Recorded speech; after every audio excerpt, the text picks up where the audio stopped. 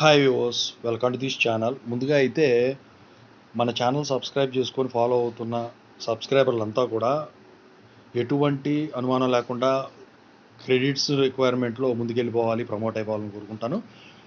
మీకు ఏమైనా డౌట్స్ ఉన్నట్టయితే call me four app IDs వచ్చేసరికి డిస్క్రిప్షన్లో ఉన్న వాట్సాప్ గ్రూప్, టెలిగ్రామ్ గ్రూప్, ఇన్స్టాగ్రామ్లో షేర్ చేశాను. ముందుగా అయితే వాట్సాప్ గ్రూప్లో, ఆ తర్వాత టెలిగ్రామ్ గ్రూప్లో జాయిన్ అయ్యి డౌట్స్ ఉంటే కాల్ చేయండి. ఇంతవరకు ఈ ఛానల్ సబ్స్క్రైబ్ చేసుకునే వాళ్ళు ఎవరన్నా ఇంకా ఉన్నట్టయితే సబ్స్క్రైబ్ చేసుకొని మన ఛానల్ 1,00,000 సబ్స్క్రైబర్లు రీచ్ అవడానికైతే ట్రై చేయండి మ్యాక్సిమం. పోయినసారి క్రెడిట్ బేస్డ్ డిటెన్షన్ అప్పుడు చాలా మీకు నేను చేసి పెట్టాను.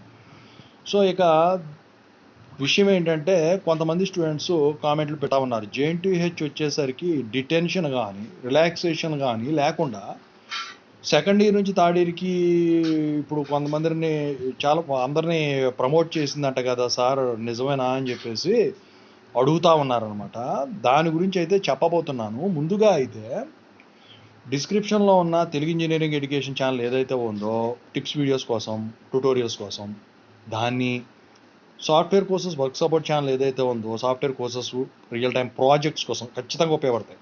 సో వాటిని ఖచ్చితంగా సబ్స్క్రైబ్ చేసుకోండి, మీకు ఉపయోగపడతాయి. ఇక టాపిక్లో వెళితే ఏంటంటే, డిటెన్షన్ ఆర్ రిలాక్సేషన్.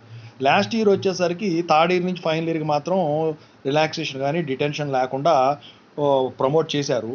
అదే బ్యాచ్ని అంతకుముందు సంవత్సరం సెకండ్ ఇయర్ నుంచి థర్డ్ ఇయర్కి వెళ్ళడానికి రిలాక్సేషన్ ఇచ్చి ప్రమోట్ చేశారు. కొంతమంది అక్కడ ఆగిపోయారు పాపం. అయితే మళ్ళీ సెకండ్ ఇయర్ నుంచి థర్డ్ ఇయర్కి ఫస్ట్ డిటైన్ చేసి ఆ తర్వాత రిలాక్సేషన్ ఇచ్చారు. ఫస్ట్ ఇయర్ నుంచి సెకండ్ ఇయర్ కూడా సేమ్ 1 మంత్ చేసిన తర్వాత. అయితే ఈ సంవత్సరం చాలామంది అడిగేది ఏంటంటే, చాలామంది సెకండ్ ఇయర్ నుంచి థర్డ్ ఇయర్కి రిలాక్సేషన్ కూడా ఇవ్వకుండా ప్రమోట్ చేసేసారంట కదా సార్, యూనివర్సిటీకి ఏదో లెటర్ పెట్టుకుంటే మమ్మల్ని ఫస్ట్ ఇయర్ నుంచి సెకండ్ ఇయర్కి కూడా చేసేస్తారంట కదా సార్, చేయాలా అదంతా అని చెప్పేసి అడుగుతూ ఉన్నారు.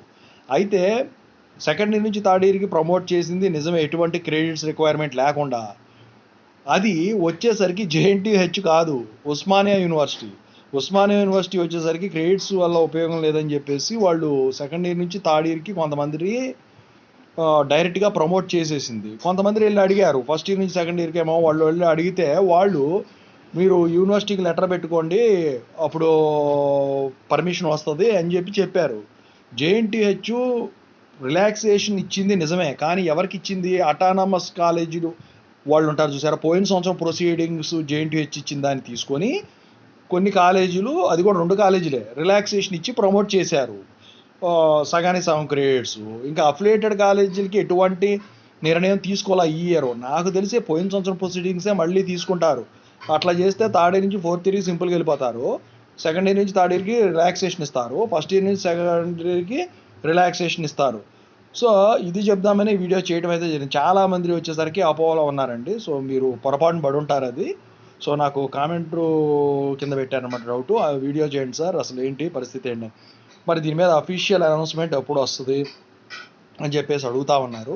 ఈ సెకండ్ ఇయర్ రిజల్ట్స్ వస్తాయి కదా ఈ వీక్లో, ఇవి వచ్చిన తర్వాత మీకు ఖచ్చితంగా అయితే దాని మీద ఒక అవగాహన అనేది వస్తుంది. ఎందుకంటే థర్డ్ ఇయర్ ఫోర్త్ ఇయర్కి నాకు తెలిసి ఎటువంటి క్రెడిట్స్ లేకుండా ప్రమోట్ చేసేస్తారు, మీకేమో రిలాక్సేషన్ ఇస్తారు కాబట్టి. సో ఫస్ట్ ఇయర్ రిజల్ట్స్ ఎలాగో వచ్చినాయి, సెకండ్ ఇయర్ నుంచి థర్డ్ ఇయర్కి రిజల్ట్స్ వస్తే అందరూ కలిపి ఒకేసారి వస్తాయి. ఓకేనా? సో ఇదండి ఓవరాల్గా అయితే జేఎన్టీహెచ్ ప్రమోట్ చేసిందా without any detention or relaxation అంటే.